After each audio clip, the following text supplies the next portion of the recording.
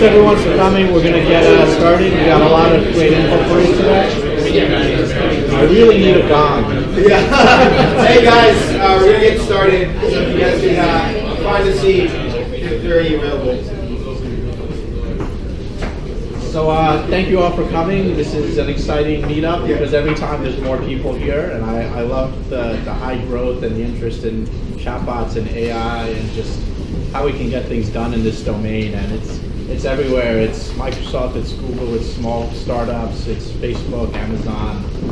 This is really like democratizing again. It used to be like you make a website, anyone can do it. You make a mobile app.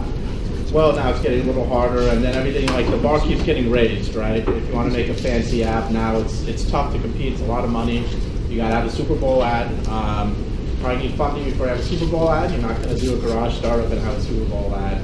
You know, on chatbots, you can get a lot of interest in entertainment and people engaging with it. So I think it's a great space. So we're hosted here by Samsung Accelerators. So they provide capital product operational support to entrepreneurs focused on VR, AI, IoT payments. And they're part of the Samsung Global Innovation Center. If you want any information on them, you can have a look at this slide and certainly reach out to me after if you'd like me to put you in touch with anybody. And here's our agenda for today. So we just finished networking, pizza, and beer. Success. Now we're going to have some demos on bots, and I'd like to introduce Javon Lawrence, actually, who's a member of our group, who came up to me and said he really wants to be part of this, and he's been already a great help growing the group and setting up this bot demo idea, so I'll pass it on to him. Hey guys, as Alex said, my name is Javon Lawrence, and I came to the first meetup for this group like a month ago. And I just was really fascinated by the level of kind of passion that people had and just the ecosystem in general. And so that's why I decided to just come out here to really support and help build the ecosystem as much as possible. So as Alex mentioned, one of the things that we really try to do in our group is really to develop a community, right, of bot creators that we can share resources and can trade ideas to make our products better. And I'll let Keith introduce himself. Hi guys, I'm Keith First. I am co-founder and CEO of InitAI. We're based here in New York City. We provide language understanding technology to companies building bots, helping them support and analyzing conversations. Today I'm actually not going to talk about the company. I'll give you a little bit of an intro to InitAI. I'm going to talk more about the bot space, and then I'm going to talk about how machine learning fits into it. So a lot of you guys are probably familiar with machine learning in the context of the APIs you've used. I'm going to talk a little bit about the techniques that are going on behind the scenes there, what that looks like now and what it looks like going forward in the future. So be prepared. I will talk about neural networks and what they look like. No math. Keith, a little bit left. Sure. So as I mentioned, InitAI is a platform for conversational understanding. We think about the space pretty generically. We're looking to help with bots as well as natural language conversation between people. And we look to do that by automating conversations like bots, assisting sales and support people in live chat, and analyzing conversations between two people. So if you have two people texting back and forth, we can pull out data from within that conversation. It can be used to detect events in the conversation, be used for analytics, etc.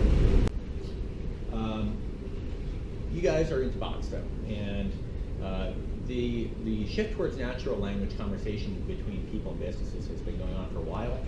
This year we kind of had a boost on the automation side with the proclamation that it is the year of conversational commerce. I think everyone remembers kind of the start of 2016 and all the hype around it.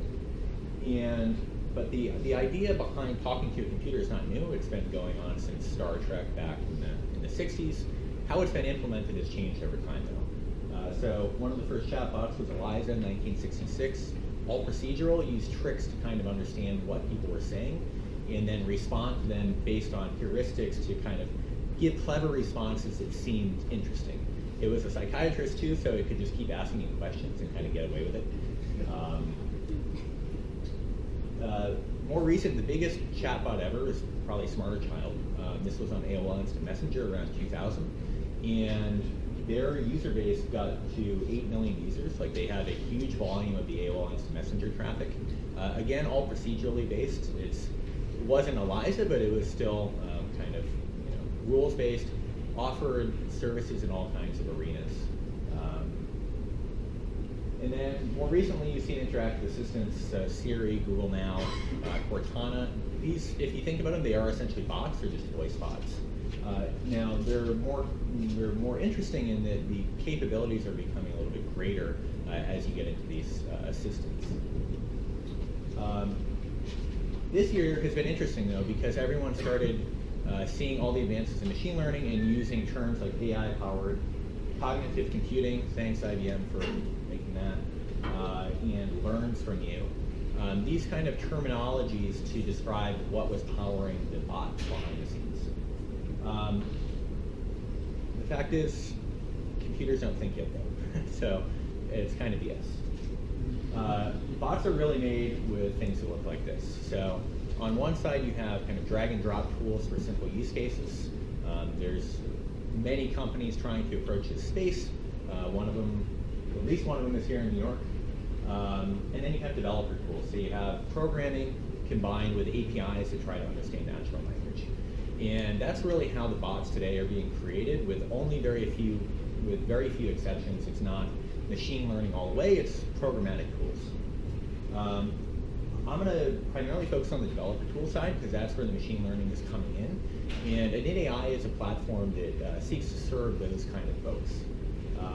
So the landscape for developer tools, it varies in terms of capabilities right now. You have frameworks to control conversation logic. You have services that combine frameworks and then host them. You have NLP libraries that try to just parse sentences procedurally. You have open source projects that aim to define what bot conversations should look like. So AIML, RiseScript are examples of those. And then you have APIs that do language processing. So the big ones, they're all owned by large companies now except for us. Wit.ai, API.ai, IBM Watson, Microsoft Lewis, and most recently Amazon Lex. And I'm going to get into a little bit about what kind of capabilities these guys are offering behind the scenes in a minute. What we offer is these language understanding capabilities and then a bunch of tools around it.